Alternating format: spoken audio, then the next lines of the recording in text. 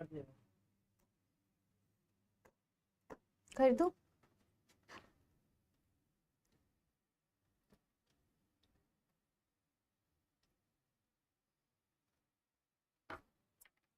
Hello students, welcome back to another lecture of mole concept. ये हमारा 4th lecture है।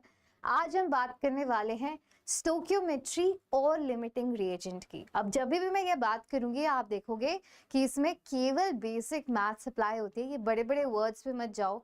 Stoichiometry का मतलब है कि हम इक्वेशन बैलेंस करने वाले हैं, राइट। अब बैलेंस करना इक्वेशन आपने क्लास 9 से स्टार्ट कर दिया था। साइंस सभी के पास होती है, बैलेंस करनी आनी चाहिए इक्वेशन।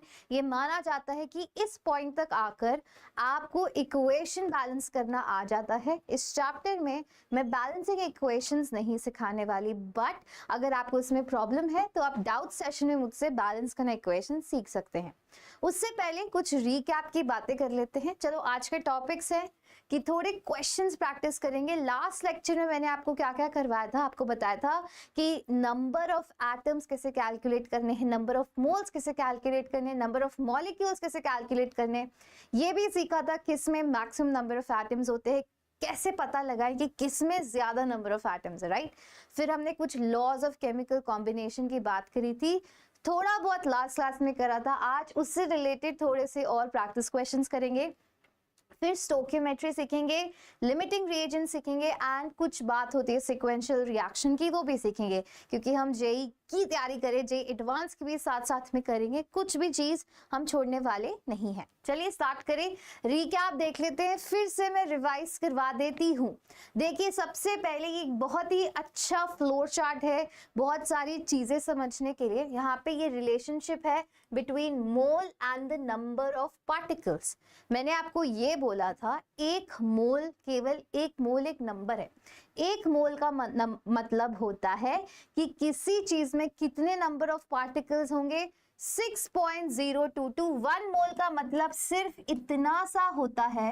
1 मोल का मतलब होता है जिसमें एवोगाड्रो नंबर ऑफ पार्टिकल्स होते हैं। कुछ भी हो सकते हैं, एटम्स हो सकते हैं, मॉलिक्यूल्स हो सकते हैं, कुछ भी हो सकते हैं। Avogadro number. अब वो एक मोल हर एक एलिमेंट का, जो भी पीरियोडिक टेबल अपने दिमाग में आ जानी चाहिए, आ गई पीरियोडिक टेबल। उस पीरियोडिक टेबल में हर एक एलिमेंट का जो एटॉमिक मास है उसका ये मतलब होता है कि जैसे कि हाइड्रोजन का एटॉमिक मास है 1, इसका मतलब है कि उसमें अगर एवोगाड्रो नंबर मैं उसके वे करती हूँ 6.022 × 10⁻23 एटम्स, अगर मैं हाइड्रोजन के वे करती हूँ तो उनका मास आता है 1 ग्राम। सिमिलरली अगर मैं ऑक्सीजन का मान लूं, ऑक्सीजन का मैं मान लूं तो ऑक्सीजन के जब एवोगाड्रो नंबर ऑफ एटम्स में वे करूंगी तो उसका मास आता है 16 ग्राम। ये चीज समझ गए? मतलब नंबर ऑफ मोल्स का मतलब ये होता है कि उसमें नंबर ऑफ एटम्स क्या है, फिक्स्ड है। उन एटम्स का मैं जो मास लेती हूं, एवोगाड्रो नंबर का मास, वो होता है उसका एटॉमिक वेट। ये चीज समझ आई? ये चीज समझ आई। अब ये फ्लो चार्ट में और अच्छे से आ जाएगी कि एक मोल Na का क्या मतलब है। एक मोल Na का मतलब है कि उसमें 6.022 × 10⁻23 एटम्स ऑफ सोडियम है, ठीक है। सिमिलरली एक मोल ऑफ वाटर का क्या मतलब है, इसका ये मतलब है वाटर क्या है, एक मॉलिक्यूल है।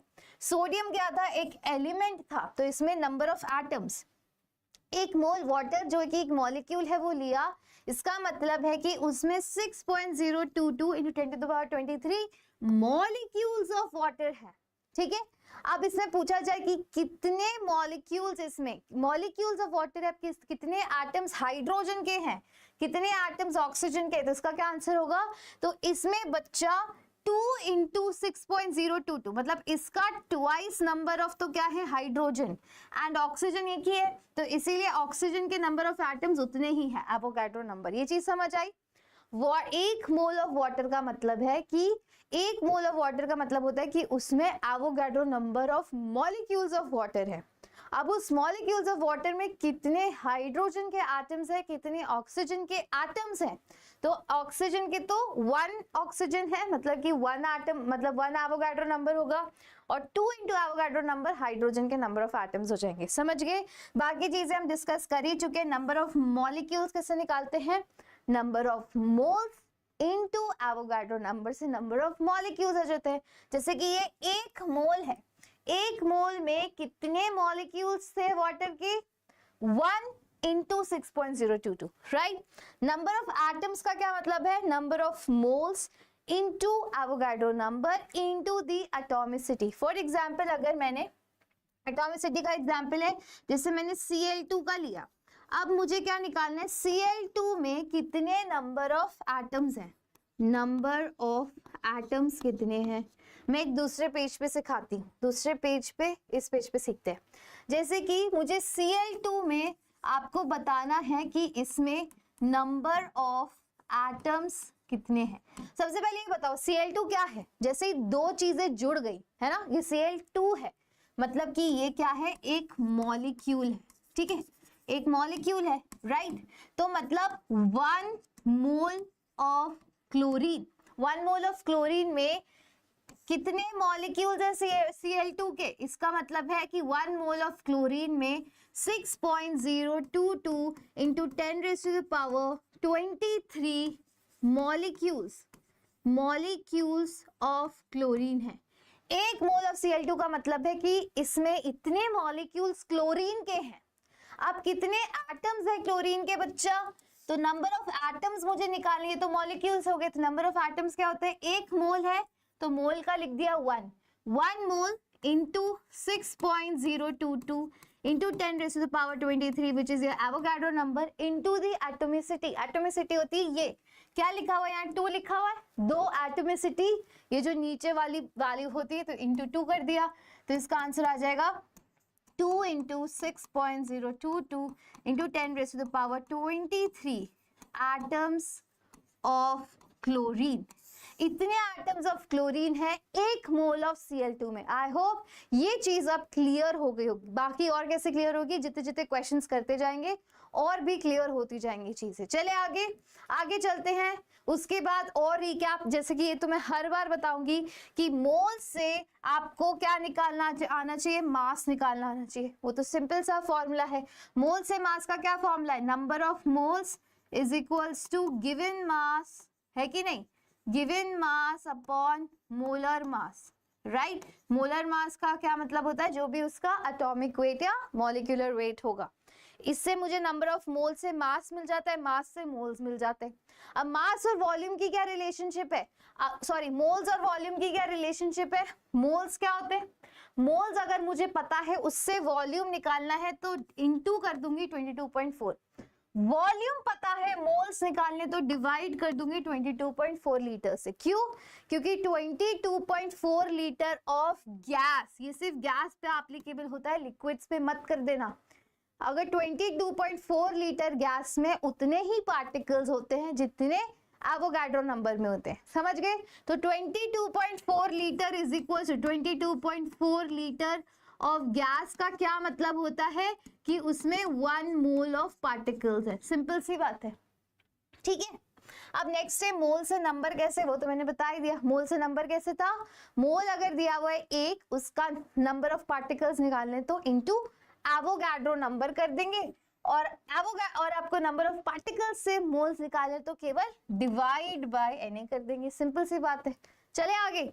उसके बाद हमने लॉज ऑफ केमिकल कॉम्बिनेशन पढ़े थे। क्या क्या पढ़ा था? लॉ ऑफ कंजर्वेशन ऑफ मास। उसमें मैंने बताया था कि जब भी एक रिएक्शन होती है, जैसे कि मैंने एक रिएक्शन लिखी यहाँ पे N2 प्लस H2 से बना मेरा अमोनिया, अब N2 की जगह यहाँ पे 2 लिख दूं तो नाइट्रोजन बैलेंस हो गए, बैलेंसिंग आनी चाहिए।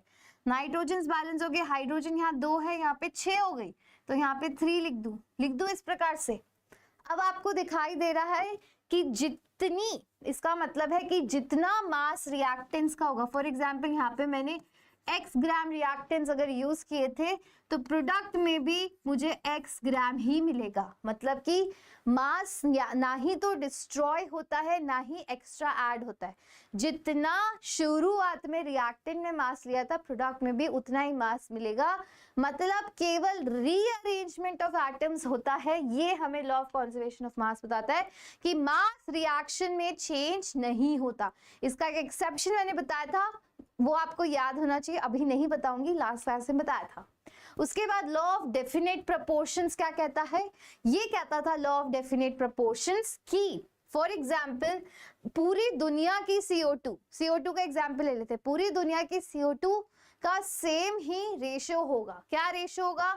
जैसे कि CO2 का क्या रेशो है कि अगर 12 ग्राम कार्बन है जो इसका मॉलिक्यूलर वेट है, मोलर वेट है, ऑक्सीजन का क्या हो गया 32 ग्राम, तो इन दोनों का रेशो कितना हो गया 12:32, है ना, इतना ही हो गया, 12 ही होता है इसका। तो ये जो रेशो है बच्चा ये हमेशा क्या रहेगा, हर बार कायम रहेगा। इसको मैं 2 6 12, 2 1 2 6 12, 2 3 6, 2 8 16, तो 3:8 का जो ये रेशो है ये हमेशा क्या रहेगा, कायम ही रहेगा। इसका मतलब है चाहे दुनिया में कहीं से भी मैं कार्बन डाइऑक्साइड लिया हूं, वो हमेशा इसी रेशो में वो मॉलिक्यूल मुझे मिलेगा कि कार्बन वहां पे 12 ग्राम होगी तो ऑक्सीजन उसका डबल होगा। ठीक है, 1:2 का रेशियो भी आप इसको समझ सकते हैं, जरूरी नहीं है कि आप इसको 3:8 केवल किस नाम से समझे, केवल किस नाम से समझे आप, मॉलिक्यूलर मास से समझे। आप इसको किससे समझ सकते हैं, आप इसको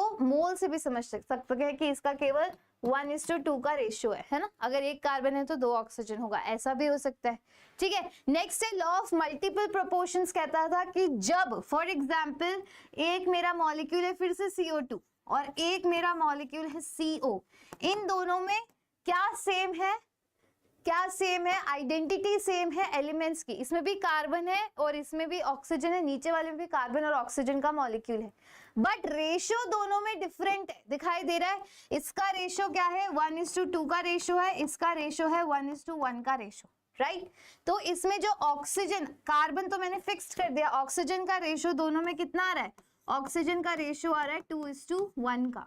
तो ये कहता है मल्टीपल प्रोपोर्शंस की जब भी कोई नया एलिमेंट ऐड होता है, कार्बन अगर मैंने फिक्स कर दिया तो एलिमेंट कैसा होल नंबर रेशियो में ऐड होता है और वो एक दूसरे के क्या होते हैं, होल नंबर रेशियोज होते हैं। जैसे अगर यहाँ 2 ऑक्सीजन थी तो यहाँ एक ही होगी, यहाँ आधी अधूरी नहीं होती। वैसे ऐसे कंपाउंड्स भी पाए जाते हैं, but according to this law क्या होता है, कोई 2 डिफरेंट कंपाउंड्स हम कंपेयर कर रहे हैं। मतलब आपको सिंपली क्या ध्यान रखना है क्वेश्चन सॉल्व करते वक्त, लॉ ऑफ कांस्टेंट प्रोपोर्शन में क्या है कि पूरी दुनिया की CO2 चाहे इंडिया की हो चाहे अमेरिका की हो, CO2 का रेशियो सेम रहेगा, एक कार्बन 2 ऑक्सीजन, ठीक है, उनका मास का रेशियो भी सेम रहेगा।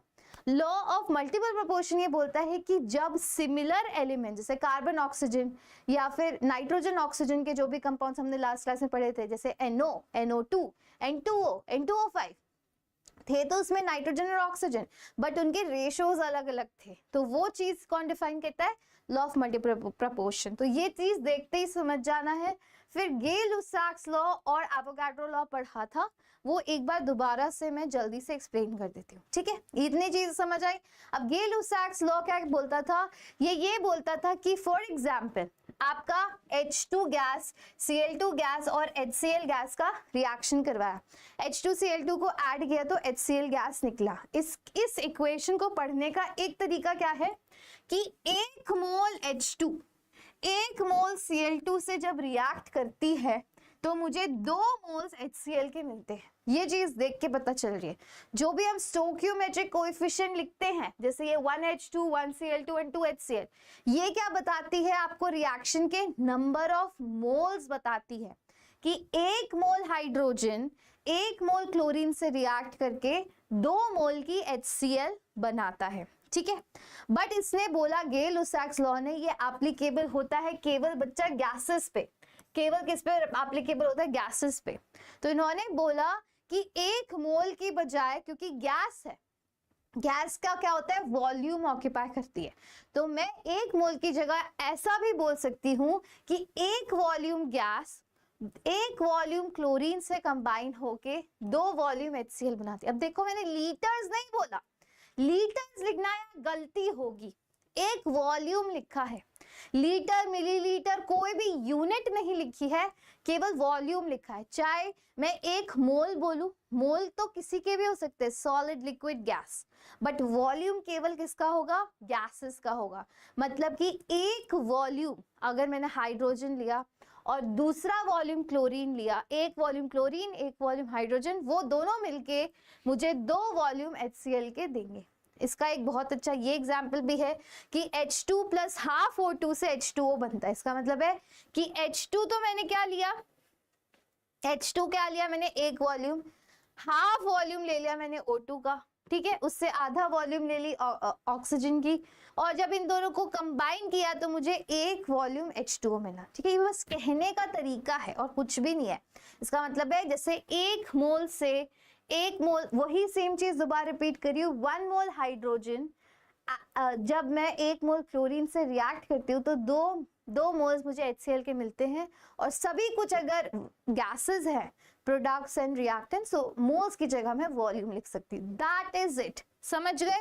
समझिए। अब इसमें रेशियो भी दे रखा है, ratio by volume of hydrogen oxygen water is this. ठीक है, ये थोड़ी सी समझने की चीज है, बट मोस्टली क्या होता है इस क्वेश्चन में, इस चैप्टर में क्वेश्चन सॉल्विंग आनी चाहिए, वो मैं आपको अभी करवाऊंगी। ठीक है, थोड़ा सा बेसिक्स नॉलेज। नेक्स्ट है Avogadro's law. Avogadro's law simple पता है किस प्रकार से, यहाँ पे एक रिलेशनशिप है वॉल्यूम और नंबर की रिलेशनशिप। इसका क्या मतलब है कि फॉर एग्जाम्पल एक बलून फुलाने की बात करते हैं, जैसे बलून फुलाती हूँ ना मैं, तो मैं क्या कर रही हूँ, उसके अंदर हवा भर रही हूँ। हवा भरने का मतलब है कि उसमें एटम्स, हवा के एटम्स इंक्रीज करी हूँ, एयर के नंबर ऑफ एटम्स, जैसे जैसे फुला रही हूँ तो मोर एयर के एटम्स उसमें भरती जा रही हूँ, तो जैसे जैसे एटम्स भरती जा रही हूँ वैसे वैसे बलून का वॉल्यूम भी तो इंक्रीज हो रहा है।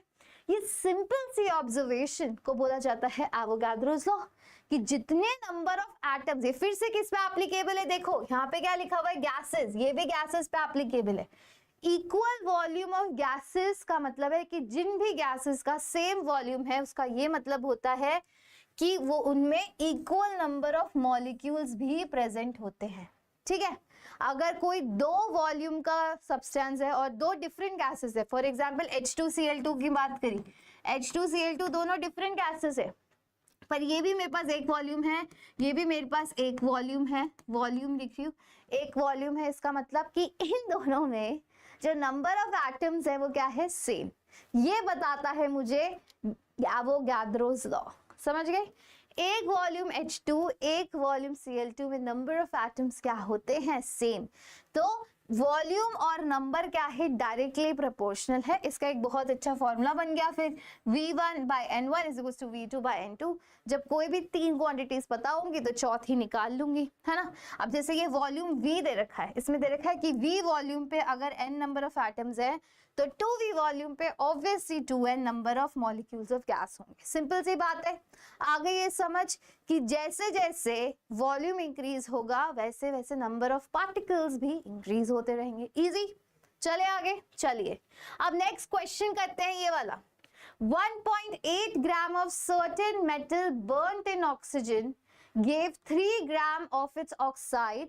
1.5 of the same metal heated in steam gave 2.5 gram of its oxide. Which law is proved correct by this experiment? अब जैसे जैसे क्वेश्चंस करेंगे ना, हर चीज और भी क्लियर होती जाएगी। देखो इसमें क्या सिंपल क्वेश्चन है कि मैंने 1.8 ग्राम एक सर्टेन मेटल लिया, मैं मेटल को M से लिख रही हूँ, मैंने इसका कितना लिया है 1.80 ग्राम लिख दिया मैंने। अब इसको मैंने ऑक्सीजन में बर्न किया, मैंने यहाँ ऑक्सीजन लिख दिया, ठीक है, और जिससे मुझे कोई मेटल ऑक्साइड मिला। क्या मिला? Metal oxide. मैं इसको MxOY लिख सकती हूँ, कुछ भी हो सकता है ना, MxOY की तरह लिख दिया।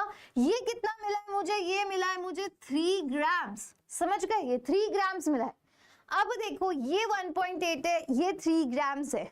अब इन दोनों में क्या बताना है आपको कि 1.5 gram of the same metal heated in steam gave 2.5 gram of its oxide. Which law is proved? अभी यहाँ पे करके देखते हैं, ठीक है। 1.8 से 3 ग्राम मुझे मेटल ऑक्साइड मिला, ठीक है। अब इससे मुझे क्या पता चल सकता है, अगर इसमें 3 ग्राम मेटल ऑक्साइड में कितना ऑक्सीजन है ये मैं निकाल सकती हूँ। क्यों? ठीक है, मेटल ऑक्साइड, क्या मेटल ऑक्साइड बना होगा Mx due to the law of conservation of mass. क्या होता है, जितना मैंने रिएक्टेंट लिया था उतना ही प्रोडक्ट मिलेगा। जितने मास का टोटल रिएक्टेंट था उतने ही मास का मुझे टोटल प्रोडक्ट मिलेगा। ठीक है, तो इसको ऐसे लिख सकती हूँ m प्लस O2 के इक्वल होगा, तो mx होगा अगर 3 ग्राम है, मेटल मेरे पास 1.80 ग्राम है, तो ऑक्सीजन का मैं वेट निकाल सकती हूँ जो कि कितना आएगा 3 माइनस 1.8 1.2 ग्राम्स आ गया। तो ऑक्सीजन बच्चा यहाँ पे आ जाएगी मेरी 1.2 ग्राम्स, आ गई ऑक्सीजन 1.2 ग्राम्स। ठीक है, उसके बाद नेक्स्ट देखते हैं, नेक्स्ट देखिए 1.2 ग्राम्स आ गई। अब सिमिलरली इसने बोल रखा है कि आपने अब लिया है 1.5 gram of the same metal और उसको 2.5 ग्राम ऑफ इट्स ऑक्साइड आपको मिली है। सिंपल लिखती हूँ। अब मैंने क्या लिया है, इसको मैं दूसरे कलर से लिख देती हूँ, हम ग्रीन से लिखते हैं। अब आपने लिया है इतना ही है ना, हाँ 1.5 ग्राम, इसको थोड़ा क्लियर कर देते हैं ऐसे ताकि आपको दिख जाए। आफ्टर दैट 1.5 ग्राम को ऑक्सीजन से रिएक्ट करवाया, तो मुझे पता नहीं है ऑक्सीजन कितनी है, पर ये मुझे मिल रहा है कितना 2.5 ग्राम, 2.5 ग्राम मिल रहा है। अब दोबारा से इसका भी निकाल लेती हूँ, इसका कैसे निकालूंगी, 2.5 माइनस 1.5 कितना होता है, 2.5 माइनस 1.5 है ना, 2.5 माइनस 1.5 अगर करूंगी तो आ जाएगा मेरे पास 1 ग्राम, आ गया 1 ग्राम। तो यहाँ पे 1 ग्राम ऑक्सीजन यूज हो रही है और यहाँ पे कितनी हो रही है, यहाँ पे हो रही थी बच्चा आपकी 1.2 ग्राम ऑक्सीजन यूज। ठीक है, अब इससे क्या प्रूव होता है बाय दिस एक्सपेरिमेंट, क्या प्रूव होता है। अब देखो बाय दिस एक्सपेरिमेंट हम एक चीज प्रूव कर सकते हैं, ये वाले दोनों याद हो गई, 1.2 एंड इसमें 1 ग्राम ऑक्सीजन यूज हो रही है और इसमें 1.2 ग्राम ऑक्सीजन। मैं एक और बार एक्सप्लेन कर देती हूँ।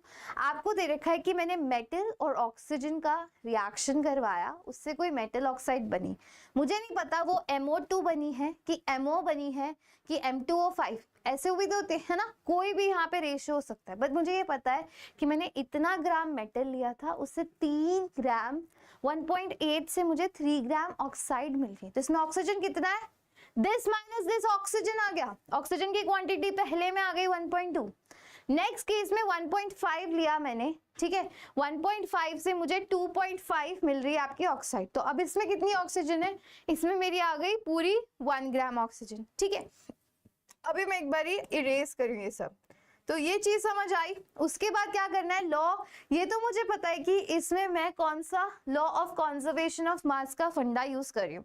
इसको एक और चीज से करके दिखाती हूँ। एक और चीज क्या है, यहाँ पे मैं लिख सकती हूँ weight of metal upon weight of oxygen used, ऐसे करके लिख सकते हैं, weight of oxygen use. Weight of metal first case में कितना है 1.8 upon weight of oxygen first case में कितना था 1.2 ग्राम, तो 1.2 लिख दिया। इन दोनों का रेशियो करूंगी तो कितना आएगा 1.5। सिमिलरली नेक्स्ट केस में, ये तो फर्स्ट केस हो गया, ये हो गया फर्स्ट केस आपका। सेकंड केस क्या है, 1.5 ग्राम आपने क्या लिया था वेट ऑफ मेटल, तो 1.5 लिखा, और वेट ऑफ ऑक्सीजन आया था 1, तो ये भी कितना आया 1.5। तो क्या इस रेशो से प्रूव नहीं हो रहा कि जितना मेटल और ऑक्सीजन का रेशो पहले लगा था अभी भी उतना ही रेशो लग रहा है। इसका मतलब यहाँ पे हमारा यूज क्या होता है, law of conservation of mass. मतलब law of conservation of mass तो होता ही है जिससे हमने वो चीज कैलकुलेट करी थी, बट इससे एक और चीज हमें पता चलती है, law of definite proportions. Law of definite proportions क्या बोलता है, लॉ ऑफ डेफिनेट प्रपोर्शंस बोलता है बच्चा कि जो हमारा मेटल प्लस ऑक्सीजन से जो MXOY बनेगा, नो मैटर ये कितना ग्राम हो, नो मैटर ये भी कितना ग्राम्स ले लूं, ये भी कितना भी ग्राम्स बन जाए, इससे कोई फर्क नहीं पड़ता, बट जो इनका रेशियो है वो हमेशा क्या रहने वाला है, कांस्टेंट रहने वाला है। तो इस क्वेश्चन से प्रूव होता है हमारा law of definite proportions. No wonder कि हमने इसमें law of conservation of mass use किया, ठीक है, यूज किया, बट इस क्वेश्चन में दो चीजें हम कंपेयर कर रहे हैं, है ना। डेफिनेट प्रोपोर्शंस का एक और बार मैं अच्छे से बता देती हूँ। जो डेफिनेट प्रोपोर्शंस हैं वो हमेशा सेम चीज़ों के लिए यूज़ किए जाते हैं। जैसे कि यहाँ पे चलते हैं, जैसे कि मैंने आपको NO2 का एग्जाम्पल दिया, या तो मैं NO2 लिखूँ या मैं लिखूँ N2, चाहे मैं लिखूँ N2O5, चाहे मैं लिखूँ NO।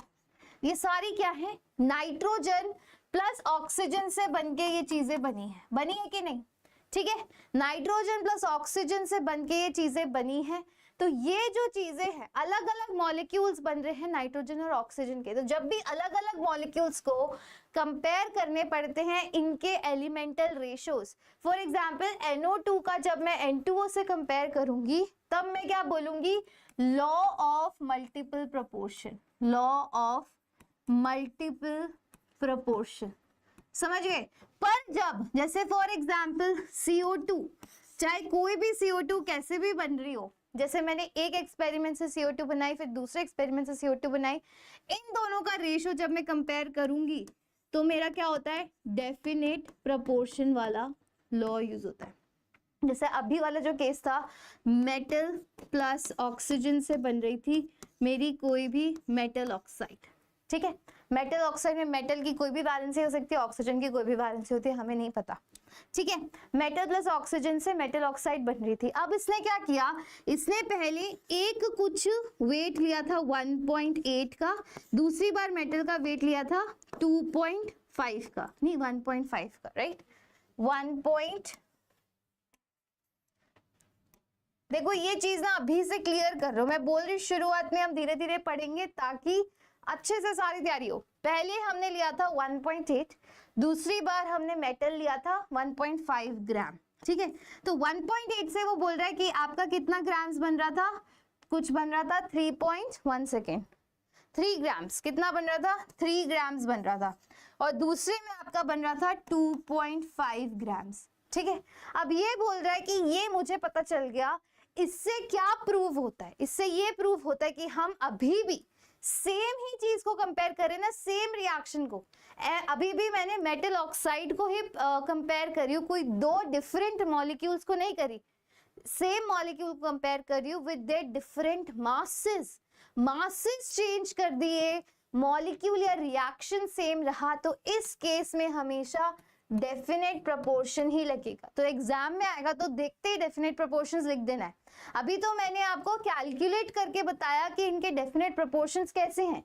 इनके डेफिनेट प्रोपोर्शन क्यों थे, क्योंकि अगर मैं वेट ऑफ मेटल अपॉन इन दोनों रिएक्टेंट्स के वेट को क्या करती हूं, मैं इनका रेशियो लेती हूँ, weight of metal upon weight of oxygen, दोनों रिएक्टेंट्स, जैसे पहले वाला था 1.8 और ऑक्सीजन का उसमें आया था 1.2, इनका तो 1.5 आता है रेशियो। सिमिलरली नेक्स्ट में वेट ऑफ मेटल था कितना, वेट ऑफ मेटल था 1.5 अपॉन नीचे क्या आ गया 1.5, और ये आया था मेरा ऑक्सीजन का वेट आया था 1 ग्राम, तो ये भी रेशियो कितना आ गया 1.5।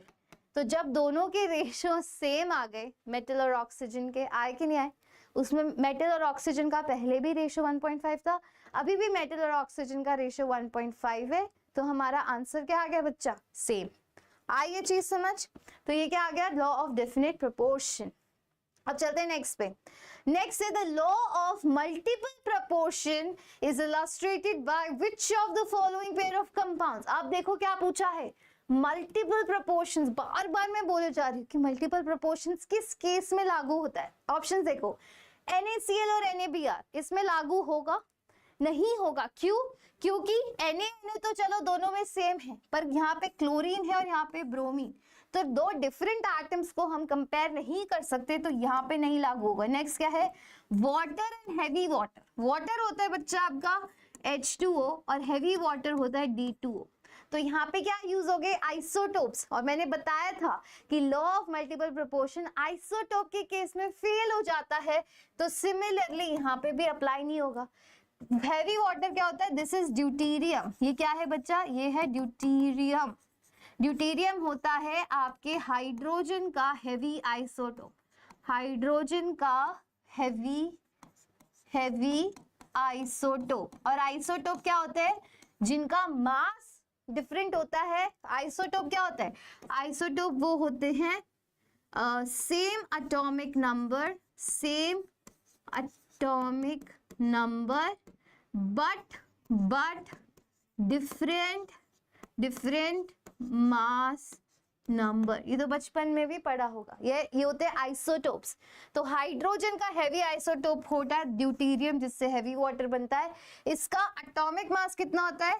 इसका बच्चा एटॉमिक मास होता है आपका 2 ग्राम, और हाइड्रोजन का कितना होता है? 1 ग्राम। आई चीज समझ। नेक्स्ट देखो, SO2 एंड SO3, ये तो फॉर श्योर शो करेंगे। This is the correct answer, क्योंकि इसमें क्या है? एटम सेम है। देखो यहाँ पे भी सल्फर और ऑक्सीजन है, यहाँ पे भी सल्फर और ऑक्सीजन है, राइट? तो क्या है बच्चा, दोनों में एटम्स क्या है आपके? सेम, बट इनके प्रोपोर्शंस अलग हैं। ये SO2 है, यहाँ 1 सल्फर 2 ऑक्सीजन है, यहाँ 1 सल्फर और 3 ऑक्सीजन है। समझ गए? उसके बाद ये देखो MgO और MgOH होल ट्वाइस। सिमिलरली यहाँ पे क्या हो गया? एक एक्स्ट्रा एटम आ गया, तो इसको फिर से हम कंपेयर नहीं कर सकते लॉ ऑफ मल्टीपल प्रोपोर्शंस में। लॉ ऑफ मल्टीपल प्रोपोर्शन में हमें सिमिलर एलिमेंट्स चाहिए, बट उनके रेशियोज डिफरेंट हो सकते हैं। जैसे SO2 SO3 में है तो सल्फर और ऑक्सीजन, बट सल्फर ऑक्सीजन अलग अलग रेशियो में, या 1:2 में या 1:3 में। अंडरस्टूड? तो करेक्ट आंसर ये हो गया। चलो आगे। अब है interpretation of a balanced chemical equation. आपको सबसे पहले तो एक बैलेंस केमिकल इक्वेशन लिखनी आनी चाहिए। ये मैं मान के चल रही हूँ कि आपको आती है बेसिक लेवल पे, ठीक है? अब इससे क्या इंटरप्रेट कर सकते हैं? जब भी हमें कोई बैलेंस केमिकल इक्वेशन कहीं पे लिखी हुई दिख रही है, कभी भी केमिकल इक्वेशन लिखी हो ना केमिस्ट्री में कहीं भी, सबसे पहला काम ही आपको बैलेंस करना है। First and foremost thing is balancing. बिना बैलेंस किए सीधे क्वेश्चंस करने लग गए तो गलत ही होगा। बैलेंस करना जरूरी है। क्यों? once we get a balanced chemical equation then we can interpret a chemical equation by the following ways। जैसे कि मास एनालिसिस हम कर सकते हैं, मास वॉल्यूम एनालिसिस। मास का क्या मतलब है? जैसे कि मैंने बहुत सिंपल एग्जांपल है, CH4 का मैंने ऑक्सीजन से रिएक्शन करवाया तो बनता है मेरा CO2 प्लस H2O। ये सिंपल कंबशन रिएक्शन है, बचपन से पढ़ते हैं, 9th 10th में पढ़िए ये, ठीक है? ये कंबशन रिएक्शन में क्या है? मास एनालिसिस। मतलब कि अगर मुझे CH4 का मास पता है तो मैं CO2 का मास निकाल सकती हूँ। क्यों? क्योंकि मुझे इन दोनों के बैलेंस क्या पता है? Number of moles. देखो बैलेंस करूँ, नंबर ऑफ मोल्स। यहाँ पे कार्बन 1 है, कार्बन 1 है, यहाँ पे हाइड्रोजन 4 है, यहाँ पे 2 ही है, तो मैं यहाँ पे 2 लिख देती हूँ। तो अब मेरे पास ऑक्सीजन कितने हो गए? यहाँ पे 2 ऑक्सीजन है, यहाँ पे 2 और 4 ऑक्सीजन है, तो यहाँ पे 2 लिख दिया। तो अब ये पूरी इक्वेशन क्या हो गई? बैलेंस। इसका मतलब है कि 1 मोल CH4 को मुझे अगर क्या करना है, ऑक्सीजन से रिएक्शन करवा के CO2 बनाना है, तो 1 मोल CH4 से यहाँ पे लिखो 1 मोल CH4 से मुझे 1 मोल ही क्या मिलता है? CO2। ये तो दिख रहा है सभी को। 1 मोल CH4 से मुझे 1 मोल ही CO2 मिलता है। 1 मोल ऑफ CH4 रिएक्ट कितने मोल्स O2 से कर रहा है? 2 मोल से। दिख रहा है? 2 मोल ऑक्सीजन चाहिए। 1 मोल CH4 को 2 मोल ऑक्सीजन चाहिए, ताकि वो 1 मोल कार्बन डाइऑक्साइड और 2 मोल वाटर बना सके। ये चीज समझ आ गई? एक इक्वेशन लिखी थी सबसे पहले मैंने, CH4 प्लस O2 से बनता है CO2 plus H2O। Simple combustion reaction है। हाइड्रोकार्बन्स के ऑक्सीडेशन से बनता है कार्बन डाइऑक्साइड एंड वाटर। फिर इस इक्वेशन को मैंने बैलेंस किया। बैलेंस करने के बाद जो भी स्टोकियोमेट्रिक कोएफिशिएंट्स आए, स्टोकियोमेट्रिक कोएफिशिएंट्स मतलब जो भी इन एटम से पहले जो नंबर लिखे हैं मैंने उनको बैलेंस करने के लिए, वो नंबर क्या कहलाते हैं? स्टोकियोमेट्रिक कोएफिशिएंट्स, ठीक है? वो हमें बताते हैं नंबर ऑफ मोल्स। बहुत जरूरी है, वो मोल्स बताते हैं हमें। वो क्या मोल्स बता रहे हैं कि 1 मोल CH4 को 2 मोल ऑक्सीजन चाहिए, ताकि वो 1 मोल CO2 और 2 मोल H2O बना सके। इतनी चीज समझ आई? अब मास रिलेशनशिप का क्या मतलब है कि इसी इक्वेशन से मैं मास भी निकाल सकती हूँ। क्यों? क्योंकि मुझे मोल्स पता है। अगर मुझे CH4 के मोल्स पता है और CH4 का मोलर मास भी मैं निकाल सकती हूँ। मोल्स का क्या फॉर्मूला होता है? Number of moles is equals to given mass upon molar mass, होता है ये फॉर्मूला। सभी को पता है ना। तो इस फॉर्मूले से मैं क्या निकाल सकती हूँ, कुछ भी निकाल सकती हूँ। मोल्स मुझे पता है, मोलर मास मुझे पता है, तो मैं क्या निकाल सकती हूँ, गिवन मास। मोलर मास कैसे पता है, यहाँ पे देखो CH4 का मोलर मास कितना होता है, एक बार ये रब कर रही हूँ मैं, ठीक है, ये वाली इक्वेशन पता है, ठीक है। अब CH4 का मोलर मास कितना होता है, CH4 का मोलर मास, कार्बन कितने है इसमें, 1 कार्बन है, कार्बन का 12 होता है atomic weight, plus 4 hydrogen plus 4 कर दो, 12 प्लस 4 कितना हो गया, 16 ग्राम हो गया, 16 ग्राम, ठीक है। 16 ग्राम की जगह मैं यहाँ पे लिख देती हूँ U, एटॉमिक वेट है तो उसकी क्वांटिटी हम U में भी लिख सकते हैं, या फिर क्या लिख सकते हैं, या फिर बच्चा ऐसे भी लिख सकते हैं 16 ग्राम पर मोल। तो एटॉमिक वेट का या मोलर वेट का ये होता है फॉर्मूला, ठीक है। उसके बाद ऑक्सीजन का कितना होता है, ऑक्सीजन का कितना है, ऑक्सीजन का होता है 16 प्लस 16 कितना हो गया, 32, तो 32U लिख दे, 32U। CO2 का कितना होता है, CO2 का same 12 plus 16 plus 16 which is equal to 44U। H2O का कितना होता है, 18U, 18U। ये तो सबके क्या लिख दिए, एटॉमिक वेट्स, यहाँ पे लिख रही हूँ, एटॉमिक नहीं लिखूंगी, यहाँ पे क्या लिखूंगी, मोलर, क्योंकि मॉलिक्यूल्स भी हैं, एटम्स थोड़ी है, मॉलिक्यूल्स भी है ना, तो यहाँ पे करेक्ट टर्म हो जाएगी आपकी मोलर मास। आ गया मोलर मास। अब मोलर मास ये तो आ गया, अब इससे मैं एक और चीज निकाल सकती हूँ, क्या, मोलर मास से मैं इसका टोटल मास भी निकाल सकती हूँ। इसका ये एक और मतलब होता है कि जो 16 ग्राम है बच्चा, इसका एक ही मोल यूज हो रहा है, राइट। एक मोल का मतलब है 16 ग्राम, जो भी इसका एटॉमिक वेट होता है उसका मतलब क्या होता है, बार बार मैंने बताया है, एटॉमिक वेट या फिर मोलर मास, ठीक है। एटॉमिक वेट या फिर मोलर मास का एक ही मतलब होता है, क्या मतलब होता है, इज इक्वल्स टू 1 मोल। वो 1 मोल का मास है कि नहीं। तो 1 मोल का यहाँ पे मास कितना हो गया, ये 16 ग्राम ही लिख दिया। ऑक्सीजन के पर यहाँ पे 2 मोल्स है, 1 मोल का मास 32 है, तो 2 मोल्स का कितना हो जाएगा, 32 इंटू 2 हो नहीं जाएगा, 32 इंटू 2 कितना होता है, 2 2 4 3 12 6 64 ग्राम। तो फिर 16 ग्राम के लिए 64 ग्राम मुझे ऑक्सीजन चाहिए। मैं मास निकाल रही हूँ देख के ही, सीधा देख के मास निकाल रही हूँ, मोल्स देख के, ठीक है। अब 1 मोल से 1 मोल CO2 बन रही है, ठीक है। CO2 में 44U इसका एटॉमिक मास है, तो यहाँ पे भी 44 ग्राम ही होगा क्योंकि एक ही मोल है। अब 2 मोल वाटर के बन रहे तो कितने ग्राम्स हो गए, कितने ग्राम्स हो गए, 18 into 2 grams which is equal to 36 grams. I hope ये चीज सभी को क्लियर हुई होगी। सबसे पहले मैंने इक्वेशन लिखा, धीरे धीरे करके बता रही हूँ, इक्वेशन लिखा, इक्वेशन लिख के मैंने इक्वेशन बैलेंस किया, बैलेंस करने के बाद जो भी कोएफिशिएंट्स आ रहे थे वो मुझे नंबर ऑफ मोल्स बताते, तो मुझे पता चला कि 1 मोल CH4 से रिएक्ट करता है 2 मोल ऑक्सीजन से, और मेरे पास बनती है 1 मोल कार्बन डाइऑक्साइड और 2 मोल वाटर। अब मोल्स मुझे पता चले, उसके बाद मुझे सबके एटॉमिक वेट्स मैंने नीचे लिख दिए, ये एटॉमिक या मोलर मास लिख दिए। अब मुझे इनके ग्राम्स, इनके मासेस पता करने कितने यूज होते हैं, तो मासेस मैं ऐसे निकाल सकती हूँ, अगर सभी अपने 1 मोल्स हैं, इसका मतलब इसका कितना मास यूज हो रहा है, 16 ग्राम। अगर ये 1 ही मोल है तो इसका 16 ग्राम को रिएक्ट कराने के लिए, 16 ग्राम CH4 को रिएक्ट कराने के लिए मुझे 64 ग्राम ऑक्सीजन चाहिए। कितना, 64 ग्राम ऑक्सीजन चाहिए, ठीक है, जिससे मुझे 44 ग्राम CO2 मिलेगा और 36 ग्राम्स क्या मिलेगा, वाटर मॉलिक्यूल। आई होप ये चीज क्लियर हुई होगी। एटॉमिक मास अलग होता है, ये मैंने क्या निकाले हैं, ये मैंने निकाला है मास रिक्वायर्ड, ठीक है, ये मैंने निकाला मास रिक्वायर्ड।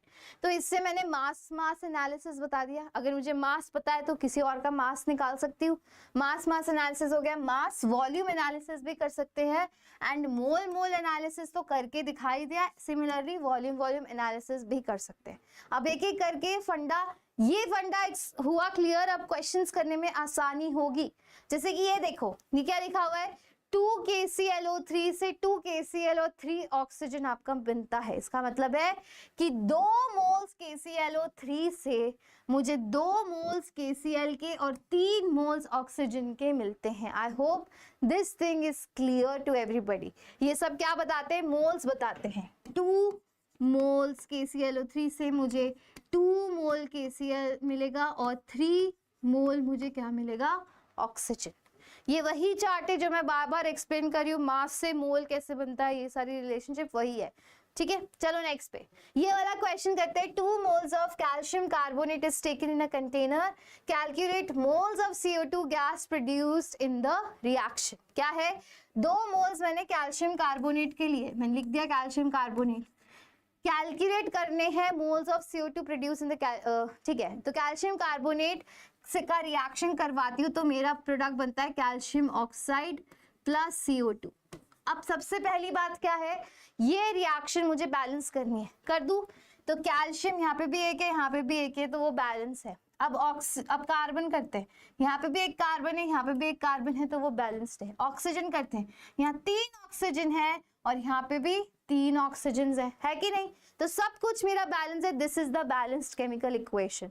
ठीक है, अब आपने क्या लिया? अब आपने 2 मोल्स CaCO3 के ले लिए, तो जैसे ही 1 मोल से मैंने 2 मोल्स ले लिए CaCO3 के, तो नई इक्वेशन क्या हो जाएगी? तो 2 ही मोल्स मुझे कैल्शियम ऑक्साइड के मिलेंगे और 2 ही मोल्स मुझे CO2 के मिलेंगे। बच्चा ये क्या होता है? रेशो एकदम क्या होता है? डायरेक्टली प्रोपोर्शनल, कि अगर 1 से 1 मोल CO मिल रहा है और 1 मोल CO2 मिल रहा है, तो 2 से भी मुझे 2 ही मोल CO और 2 ही मोल CO2 मिलेंगे। ठीक है, क्या ये डायरेक्टली प्रोपोर्शनल रिलेशनशिप? जब 1 से 1 मिल रहा है तो ऑब्वियसली 2 से 2 ही मिलेंगे। ठीक है, उसके बाद calculate the moles of CO2 gas. तो CO2 गैस के कितने मोल्स हो गए? 2 मोल्स हो गए, तो आंसर क्या हो गया? 2 moles of CO2। Very very easy, सिर्फ मोल्स ही निकालने, समझ आ गया? जैसे ही नंबर ऑफ मोल्स इसके बढ़ाए, क्या किया है? ये इंटू 2 ही तो किए, पूरी इक्वेशन इंटू 2 कर दो। सिंपल सी बात है, पूरी इक्वेशन को इंटू 2 कर दिया। ठीक है, चलो next. For a chemical reaction this, calculate the value of A plus B minus C। Very easy, balance करना है, केवल बैलेंस करो। यहाँ पे Fe, यहाँ पे Fe3 ऑलरेडी है। ठीक है, यहाँ पे कितना Fe पे 3 का ये लगा हुआ है, तो क्या मैं ये A की जगह 3Fe लिख सकती हूँ? लिख दिया। प्लस 4H2O मुझे पूरा अच्छे से गिवन ही है।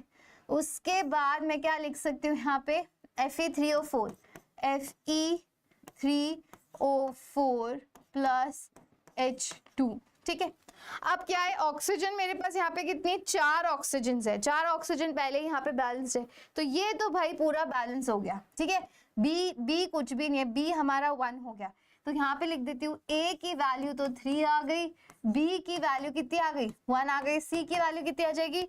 और हाइड्रोजन्स कितनी है? 4 इंटू 2 8, और यहाँ पे 2 ऑलरेडी है, तो यहाँ पे भी 4 लिख दो। 4 इंटू 2 8 हो गई, तो C की वैल्यू कितनी आ गई? 4 आ गई 4। अब आपको क्या करना है? A plus B minus C करना है। A plus B minus C, A की जगह लिख दू 3 प्लस 1 माइनस 4, तो कितना आ गया? आंसर 0 आ गया। तो simple 0 A is the correct option. तो सिंपल बैलेंसिंग है, बैलेंसिंग ऑफ इक्वेशंस आपको आनी चाहिए। चले आगे। अब ये देखो, how many moles of magnesium phosphate will contain 4 mole of oxygen atoms. ये आपका क्वेश्चन है। 1 सेकेंड। ठीक है, how many moles of magnesium phosphate, ठीक है, इसको कैसे करेंगे? मोल्स ऑफ मैग्नीशियम फॉस्फेट, जिसका फॉर्मूला आपको दे रखा है कितना? Mg3PO4 whole twice will contain 4 moles of oxygen atoms. अब देखो, ये 1 मोल ऑफ मैग्नीशियम फॉस्फेट है, राइट? ये इस प्रकार से जब इक्वेशन लिखी, इसका मतलब क्या है? ये 1 मोल का एटम का ये फॉर्मूला होता है। तो 1 मोल में कितने मोल ऑक्सीजन दिख रहे हैं? तो मैम 1 यहाँ पे लिख रही हूँ, 1 मोल ऑफ मैग्नीशियम फॉस्फेट के पास 4 इंटू 2 दिखाई दे रहा है। 4 into 2 is 8 moles, 8 moles of oxygen है। इजी, 8 मोल्स ऑफ ऑक्सीजन है मेरे पास। O2 की जगह मैं क्या लिख रही हूँ? सिर्फ ऑक्सीजन लिख रही हूँ, ऑक्सीजन के एटम्स। 8 moles of oxygen. ठीक है, 1 मोल ऑफ Mg3PO4 के पास 8 मोल्स ऑफ ऑक्सीजन है, तो इसने पूछा है कि 4 मोल्स ऑफ ऑक्सीजन कितने मोल्स के पास होंगे। इजी, अगर 8 मोल्स ऑफ ऑक्सीजन के लिए 8 मोल्स ऑफ ऑक्सीजन कितने में है, 1 mole of Mg3PO4 whole twice में है। ऐसा लिख सकती हूँ कि 8 मोल्स ऑक्सीजन मेरे पास 1 mole of Mg3PO4 whole twice में है, तो फिर 1 मोल कितने में होगा, तो फिर 1 मोल ऑफ ऑक्सीजन कितने में होगा, वेरी इजी, 1 मोल कितने में होगा, 1/8 में। पर आपको कितना पूछा है, 4 मोल्स पूछा है। जब 4 मोल्स पूछा तो क्या कर दूंगी, यहाँ पे कर दूंगी इंटू 4, ठीक है। ये बहुत बेसिक, इसको बोलते हैं यूनिटरी मेथड। क्या बोलते हैं, ये सिंपल मैथ्स है कि अगर 8 मोल्स ऑक्सीजन मेरे 1 मोल Mg3PO4 में प्रेजेंट है, तो फिर 1 मोल ऑक्सीजन कितने Mg3PO4 में होगी, तो मैं डायरेक्टली नहीं लिखती हूँ ताकि आपको आगे क्वेश्चन करने में इजी हो जाए। 1 मोल ऑक्सीजन प्रेजेंट होगी 1/8 मोल ऑफ Mg3PO4 होल ट्वाइस में। तो फिर 4 मोल्स किसमें प्रेजेंट होंगे, 4 मोल्स ऑफ ऑक्सीजन प्रेजेंट होंगे बच्चा 1/8 into 4 moles of Mg3 which is equals to 0.5 moles.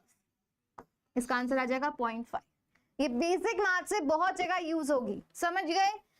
एक Mg3PO4 होल ट्वाइस में मेरे पास 8 एटम्स हैं ऑक्सीजन के, तो फिर अगर 8 मोल्स ऑफ ऑक्सीजन मेरे पास 1 मोल में है, तो फिर एक ऑक्सीजन कितने में होगा, 1/8 में, और 4 मोल्स कितने में हो जाएंगे, 1/8 इंटू 4 में। इजी, चले आगे, 0.4 इसका आंसर आ गया। अब how many grams of CO2 will be formed on heating 33.6 gram of MgCO3। Very easy, once again MgCO3 को मैंने हीट किया, मैग्नीशियम कार्बोनेट को हीट करती हूँ तो प्रोडक्ट मिलता है मैग्नीशियम ऑक्साइड प्लस CO2। ये फिर से देखो बैलेंस्ड केमिकल इक्वेशन, इसको और बैलेंस करना पड़ेगा, नहीं करना पड़ेगा। Mg एक, ऑक्सीजन 3 और कार्बन एक, पूरी बैलेंस्ड है। अब आपने क्या किया, 30 कितने ग्राम्स ऑफ CO2 फॉर्म होगा, 33.6 ग्राम से। ये फिर से यूनिटरी मेथड से समझाती हूँ। 1 मोल के लिए 1 मोल MgCO3 से 1 मोल CO2 मिल रहा है, सभी को दिख रहा है। 1 मोल MgCO3 का वेट कितना होता है, मैग्नीशियम का वेट होता है 24 प्लस कार्बन का होता है 12, ऑक्सीजन एक ऑक्सीजन का होता है 16, तो 16 इंटू 3 कितने होते हैं, 16 टू 32, 64, तो 64 कर दिया। अब जब इन सबको ऐड करूंगी तो बच्चा मेरा आंसर आएगा, 1 सेकेंड,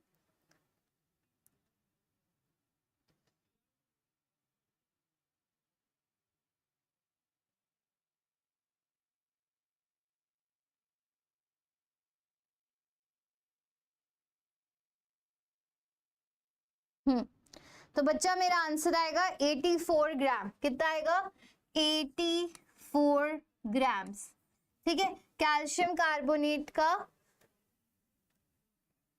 ये हो गया, ठीक है, 84 ग्राम्स आ गया। मैग्नीशियम ऑक्साइड कितना बनेगा, मैग्नीशियम ऑक्साइड हमें चाहिए ही नहीं, पर फिर भी लिख देती हूँ, ये हो जाएगा 40 ग्राम्स और CO2 का हो जाएगा 44 ग्राम्स। ये चीज समझ आई कैसे किया, ये सभी के मोलर मासेस लिख लिए, ठीक है।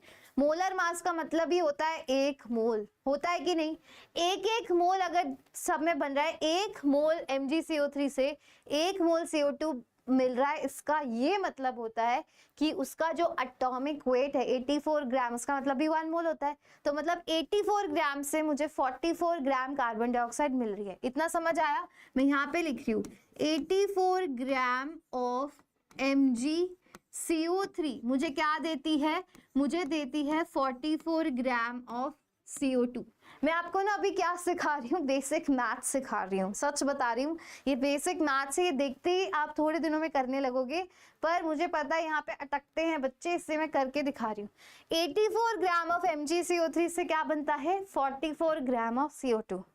समझ आई ये चीज, 84 ग्राम ऑफ MgCO3 से 44 ग्राम CO2 बन रहा है, ठीक है। तो मतलब कि 1 ग्राम ऑफ MgCO3 से कितने ग्राम CO2 बनेगा? 44/84 ग्राम ऑफ CO2।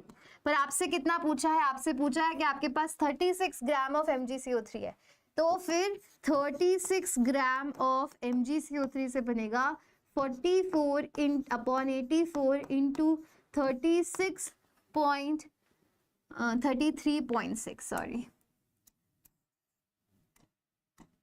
33.6। सो इससे बच्चा आपका आंसर आ जाएगा, जब इसको कैलकुलेट करोगे तो आ जाएगा 17.6 ग्राम ऑफ CO2। ये चीज समझ आई कि नहीं आई? सबसे पहले इक्वेशन लिखी, इक्वेशन लिखने के बाद मोल्स देखे। मोल्स से मुझे क्या पता चला कि 1 मोल का मतलब होता है 84 ग्राम ऑफ दिस, 1 MgO मोल का मतलब है 40 ग्राम, 1 CO2 मोल का मतलब है 44 ग्राम। मोल्स आ गए, ग्राम्स आ गए, मोल्स मुझे पता चल गए, ग्राम्स मुझे पता चल गए।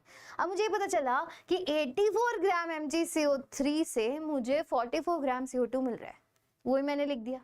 तो 1 ग्राम MgCO3 से कितना मिलेगा? इतना ग्राम CO2। अब मेरे को कितना क्वेश्चन में 84 ग्राम नहीं दे रखा, मुझे दे रखा 33.6 ग्राम। तो 33.6 ग्राम MgCO3 से कितना CO2 मिलेगा? इसको इस हिसाब से लिखते हैं, इसको बोलते हैं यूनिटरी मेथड, और आपका 17.6 ग्राम CO2 आ गया।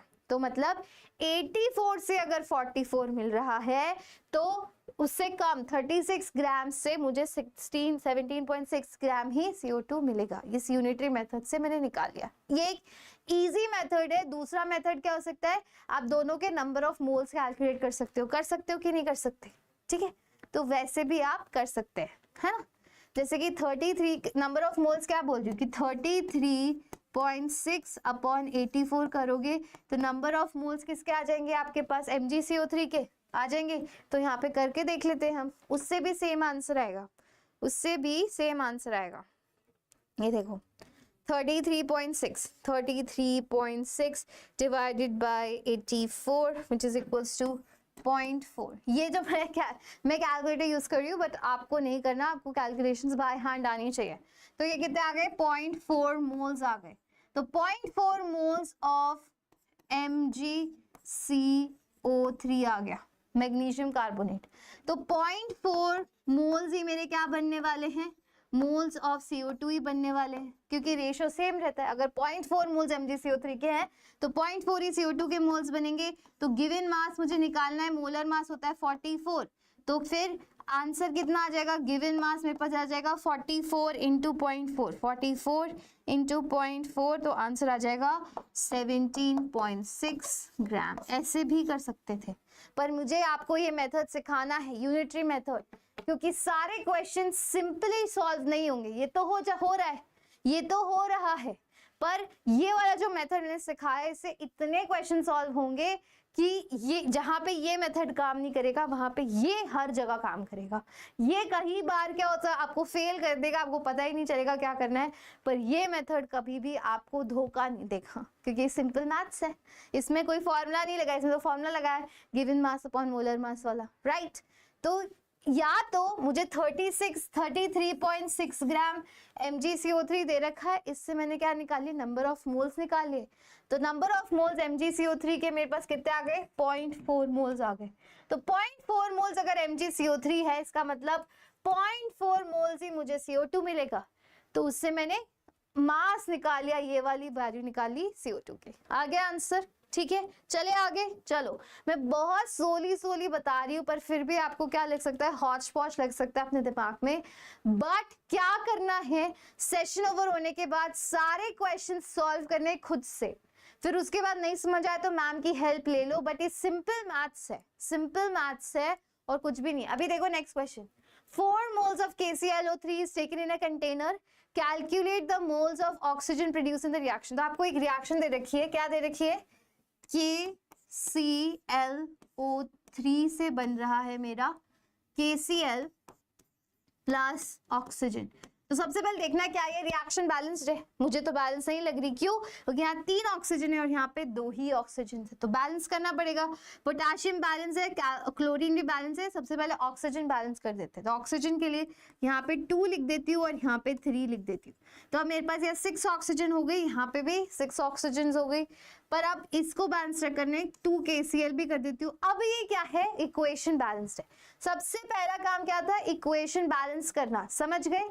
इसका मतलब है कि 2 मोल्स KClO3 से मुझे 2 मोल्स KCl और 3 मोल्स की ऑक्सीजन मिल रही है, समझ आया? अब आपको पूछा क्या है कि पर आपके पास क्या है, 4 मोल्स है KClO3 के।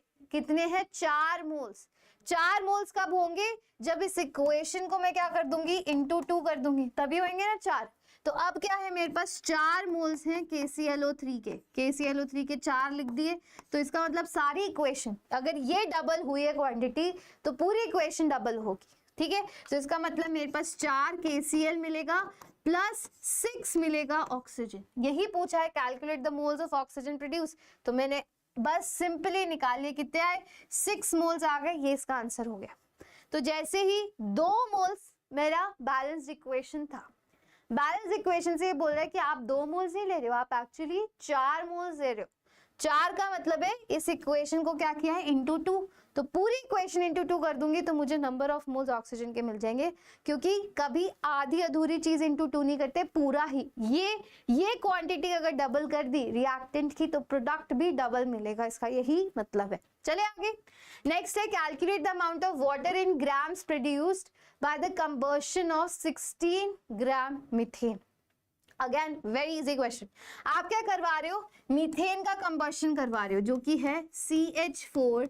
कंबशन रिएक्शन क्या होता है, ऑक्सीजन की प्रेजेंस में जब रिएक्शन करवाती हूँ तो CO2 प्लस वाटर मिलता है। ये अभी रिएक्शन में लिख के दिखाई थी आपको।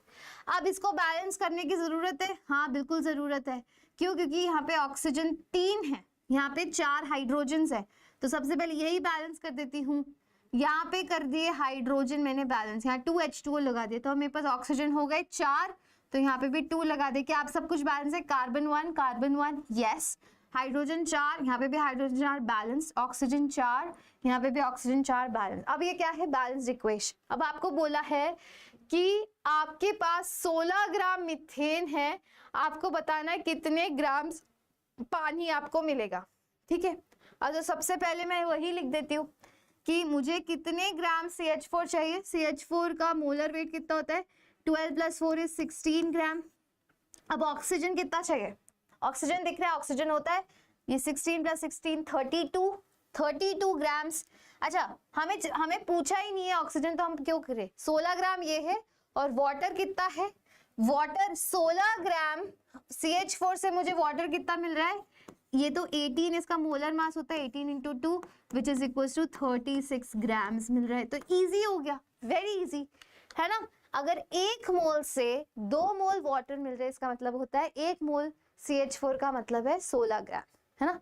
1 मोल का वेट होता है 16 ग्राम्स, तो 2 मोल H2O का वेट कितना हो जाएगा, 36 ग्राम।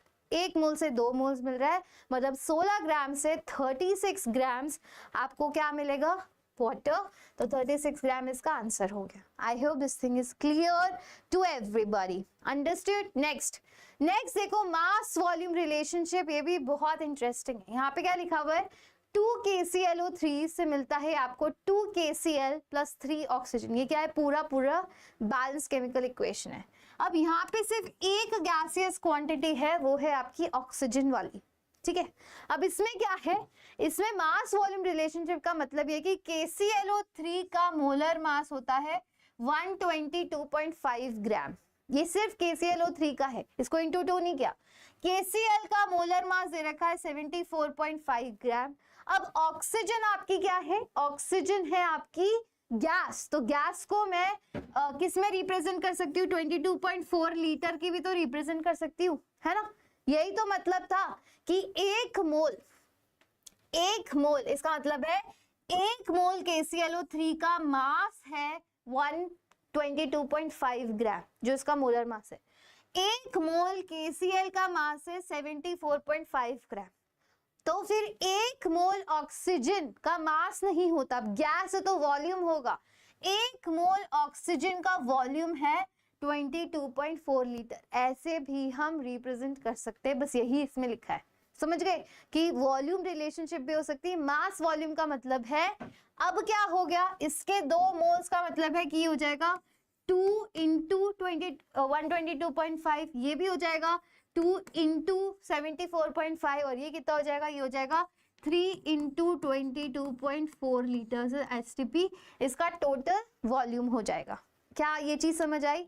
इसमें ये है कि अगर 1 मोल KClO, इसमें बस इतना बताया गया है, जैसे मैं बोल रही हूँ ना कि 1 मोल का क्या मतलब होता है, 1 मोल का मतलब होता है कि इस पूरे का मोलर मास का वेट वो है 1 मोल, जो भी इसका मोलर मास है इस मॉलिक्यूल का, वो इसका क्या हो गया 1 मोल, तो 1 मोल का वेट है 122.5 ग्राम, ठीक है।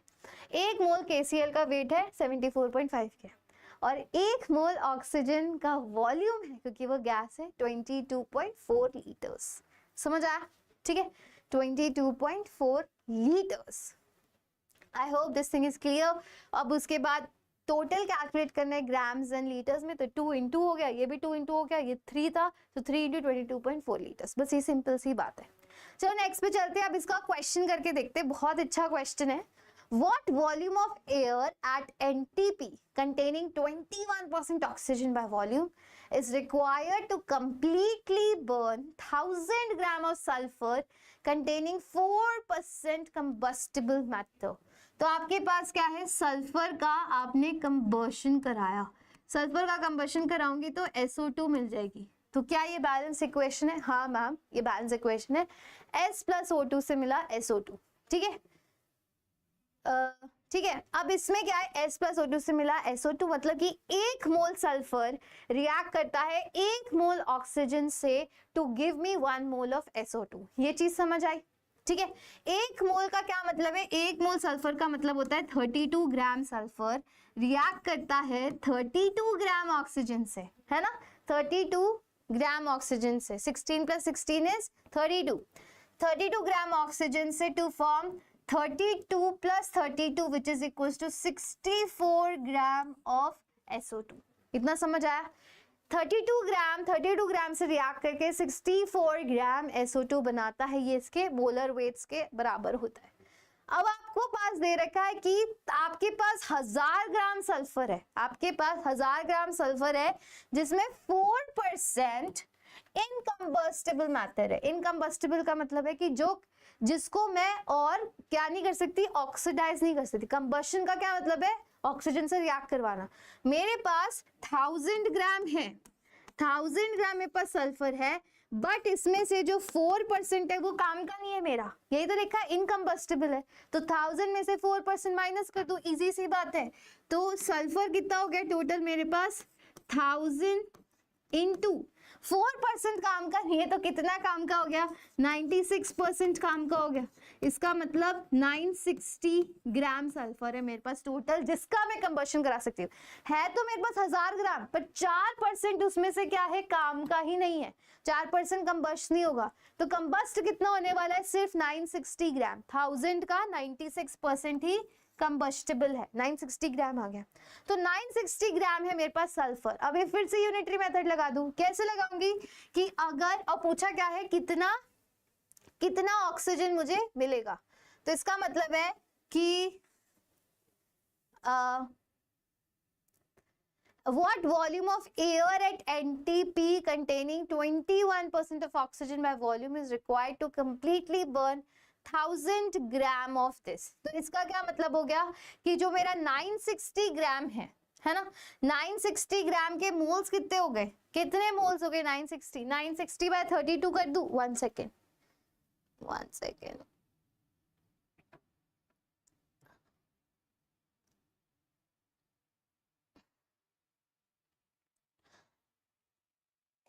अब आपको एनटीपी पे क्या वॉल्यूम निकालना है। वॉल्यूम का क्या मतलब हो गया कि इसकी वॉल्यूम यहाँ पे कितनी है, 22.4 लीटर्स, क्योंकि यहाँ वॉल्यूम पूछा है, ग्राम्स नहीं पूछा, तो हम ग्राम से इसको नहीं कर सकते। तो 22.4 लीटर्स का मतलब है कि 32 ग्राम of sulphur requires 22.4 litre of oxygen. ये मैं लिख सकती हूँ ना, चाहे 32 की जगह, क्योंकि ऑक्सीजन एक गैस ले रखी है और इसमें गैस का ही पूछा है। क्या पूछा है कि आपकी ऑक्सीजन तो किस में है, ये देखो सल्फर तो ग्राम्स में दे रखी है, पर वॉल्यूम ऑफ एयर पूछा हुआ है, मतलब वॉल्यूम की जगह यहाँ 22.4 लीटर लिखो, वो भी एक ही बात है, 1 मोल है। तो 32 ग्राम मेरी 22.4 लीटर ऑक्सीजन यूज करती है। तो 1 ग्राम ऑफ सल्फर कितनी यूज करेगी, 22.4 अपॉन 32, राइट।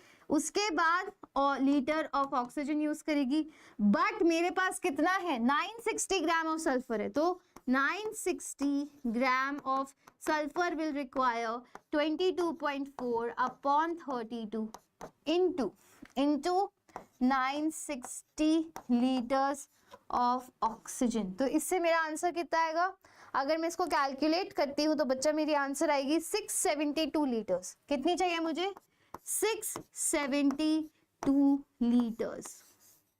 तो मुझे 672 लीटर्स ऑफ ऑक्सीजन चाहिए। क्या ये चीज समझ आई, कितनी चाहिए, 672 लीटर्स ऑफ ऑक्सीजन। ठीक है, अब आगे की कैलकुलेशन के लिए मैंने जगह छोड़ी नहीं है, तो मैं ये वाली स्लाइड रब करने वाली हूँ। इतना पता चल गया कि 32 ग्राम्स के लिए मुझे 22.4 लीटर ऑक्सीजन चाहिए, पर मेरे पास सल्फर कितनी है पहले वो मैंने निकाली। सल्फर है मेरे पास 960 ग्राम, तो 960 ग्राम के लिए मुझे 672 लीटर्स ऑक्सीजन चाहिए। समझ आ गया, अब मैं ये रब कर रही हूँ, ठीक है, रब कर दी मैंने। नेक्स्ट क्या है, 672 लीटर्स ऑक्सीजन मुझे चाहिए। नेक्स्ट क्या कर सकती हूँ, अब आपको दे रखा है कि आपकी जो पूरी एयर है उसमें केवल 21% ही आपके पास क्या है, ऑक्सीजन। इसका क्या मतलब हो गया कि मेरे पास जितनी भी पूरी एयर है, मुझे नहीं पता उसकी क्वांटिटी x है, उसका केवल 21% ही उसमें ऑक्सीजन है। ठीक है, और मुझे कितनी ऑक्सीजन चाहिए, 672 लीटर्स तो मुझे चाहिए, इतना तो चाहिए मुझे कंबशन कराने के लिए, है ना, ऑफ ऑक्सीजन। तो टोटल एयर मुझे कितनी चाहिए होगी, ये क्या है आपकी टोटल एयर, x की जगह लिख रही हूँ टोटल एयर। ठीक है, तो फिर टोटल एयर कितनी चाहिए, अभी आपको समझ आया कि मुझे 672 लीटर्स ऑक्सीजन तो चाहिए to combust 960 gram of sulphur. पर मुझे ये पता चला कि जो मैं हवा लेके आऊंगी ना, वो हवा में केवल 21% ही ऑक्सीजन होगी। तो फिर जब मुझे 672 लीटर चाहिए, तो टोटल हवा में कितनी लेके आऊं कि उसका 21% 672 लीटर होगा। तो क्या करूंगी, total air is equals to 672 into 100 upon 21। तो जब ये करूंगी तो कुछ 3100 लीटर्स 3200 लीटर्स मेरा आंसर आएगा। तो अभी इसका समझ आया, अगर मेरे पास 3200 लीटर ऑफ एयर है, कितनी 3200 लीटर ऑफ एयर है, तो इसका 21% हो जाएगा 672 लीटर। तो ये 672 लीटर अब मैं यूज कर पाऊंगी कंबशन करने के लिए सल्फर प्लस ऑक्सीजन से, जिससे मैं SO2 बना रही थी। I hope these things are clear to everybody. ठीक है, understood. Should I move forward, आया समझ, इजी है, ज्यादा मुश्किल नहीं है। घर पे जाके फिर से जो भी क्वेश्चन कराए खुद से प्रैक्टिस करने हैं। फिर भी डाउट आता है कि मैम मुझे तो नहीं आया समझ, ma'am is here for you, for your जो 2 साल की रेस है ना, इस रेस के लिए मैम इधर पे ही है। मैम से क्वेश्चन डाउट पूछते रहो, धीरे धीरे समझ आ जाएगा, आएगा। जो ग्राफ है अभी आपका, अभी आप यहाँ से शुरू कर रहे हो और यहाँ तक जाना है, तो आपको दिख रहा है अभी आपकी तैयारी नेगेटिव में है, नेगेटिव में तैयारी है, नेगेटिव से पॉजिटिव एकदम एक्सपोनेंशियली जाएगी। पर ये जो शुरुआत के दिन है ये टाइम टेकिंग है, टाइम कंज्यूमिंग है, जहाँ पे ये बेसिक मैथ्स के कॉन्सेप्ट डेवलप करने हैं। मेरे चिल्ला के बताने से मैथ्स के कॉन्सेप्ट्स डेवलप नहीं होंगे। आपको खुद कॉपी पेन उठा के खुद के नंबर्स जब दिमाग में घूमेंगे, कॉपी में घूमेंगे, तभी आपकी कॉन्सेप्ट्स डेवलप होंगे। मैं आपको एक पुश दे रही हूँ, लिखवा के 1 अगर 32 का इतना है तो 1 का इतना होगा, तो 96 का इतना होगा। मैं लिखवा के क्यों बता रही हूँ, ताकि जब नेक्स्ट टाइम आफ्टर 10 डेज, 10 दिन ही लो, ये चैप्टर मैं 10 दिन नहीं लूंगी, बट मैं आपको 10 दिन देती हूँ आज के बाद से। क्वेश्चन सॉल्विंग के 10 दिन के बाद ये बहुत अच्छे से आपका सारा चैप्टर हो जाएगा। खुद रोज प्रैक्टिस करनी है। बट चलो नेक्स्ट क्वेश्चन है, how many litres of oxygen at STP is required for complete combustion of 1 mole of C5H10। फिर से लीटर्स में पूछा है। देखो क्या है, 1 मोल ऑफ C5H10 का कंबशन कराना है। C5H10 लिखा, कंबशन मतलब ऑक्सीजन से रिएक्शन करवाती हूँ तो CO2 प्लस H2O मिलता है। कंबशन रिएक्शन याद रखनी है, यही आपकी इक्वेशन होती है ऑक्सीजन से रिएक्शन करवा के। अब सब कुछ बैलेंस करना है। फर्स्ट स्टेप क्या है, बैलेंसिंग द इक्वेशन। यहाँ कार्बन 5 है तो यहाँ पे 5 लिख दिया मैंने। उसके बाद हाइड्रोजन यहाँ 10 है तो मैंने यहाँ पे 5 लिख दिया ताकि 10 हाइड्रोजन हो गई। अब यहाँ पे ऑक्सीजन कितनी है, 5 and 2 10 and 15 है तो यहाँ पे लिख देती हूँ 15/2 ऑक्सीजन लिख दूं। ऐसे मैंने बैलेंस कर दिया। ये पूरी बैलेंस इक्वेशन है। अब आपसे बोला है कि आपके पास 1 मोल है C5H10 का, उससे मुझे कितने, how many litres of oxygen is required. तो इसका क्या मतलब है कि 1 मोल के लिए मुझे, 1 मोल से मुझे कितने मोल्स चाहिए होंगे, 15/2 इंटू 22.4 लीटर्स चाहिए होंगे कि नहीं चाहिए होंगे। तो मतलब कि 7.5 इंटू 22.4 कितना हो जाएगा, जो भी होगा that should be your answer. 44.8 होगा आई गेस। नहीं सॉरी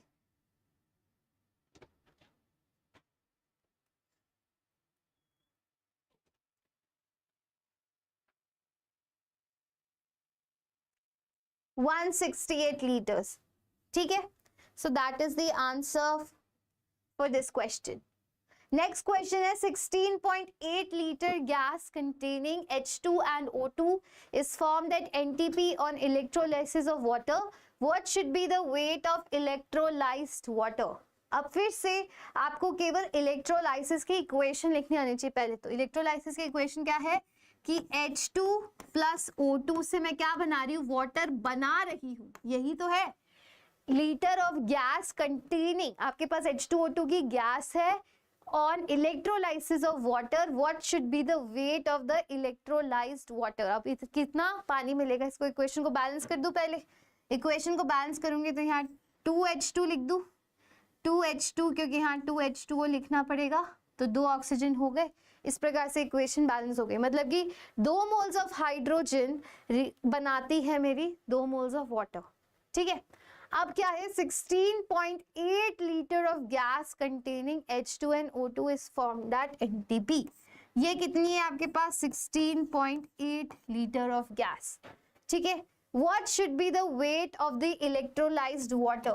अब electrolyzed water का कितना वेट होना चाहिए आपको, ये पूछा गया है। ये कैसे अप्रोच करेंगे, क्या मैं होमवर्क में दे सकती हूँ आपको? ये वाला ट्राई करना है घर पे एक बारी। दिस इज होमवर्क कि क्या क्या करना है। पहले हमें देखना है रेशो कितना है वाटर का। रेशो देखो H2 और O2 का कितना रेशो है, 2:1 का रेशो है कि नहीं। 16.8 लीटर में 2:1 का रेशो है। 2:1 के रेशो में हमारे पास वाटर का कितना रेशो आ रहा है, 2 ही रेशो आ रहा है। मतलब हाइड्रोजन और वाटर का जो मोल्स का रेशो है that is same, but oxygen और वाटर का क्या है, हाफ रेशो है। तो एक बार इसको घर पे ट्राई करना, अदरवाइज नेक्स्ट क्लास में मैं आपको बता दूंगी इसका answer. That is it, thank you.